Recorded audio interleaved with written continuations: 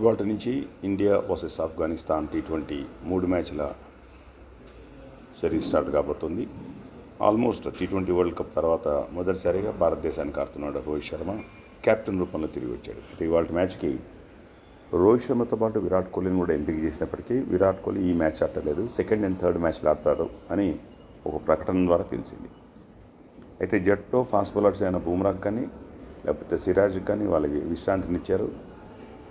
మరి ముఖేష్ కుమార్, ఆవేష్ ఖాన్ అయిన తర్వాత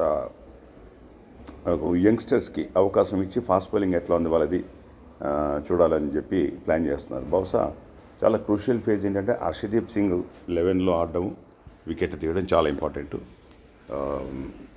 ఆఫ్ఘనిస్తాన్ కూడా ఈ మధ్యకాలంలో బ్యాటింగ్ బాగా చేస్తున్నారు. ఎస్పెషల్ టాప్ ఆర్డర్ బ్యాట్స్మెన్ చాలా అటాకింగ్ చేస్తున్నారు కాబట్టి ఇండియన్స్కి అంత ఈజీ కాదు. బట్ ఏ విధంగా మరి ఇండియా నెక్ వస్తుంది.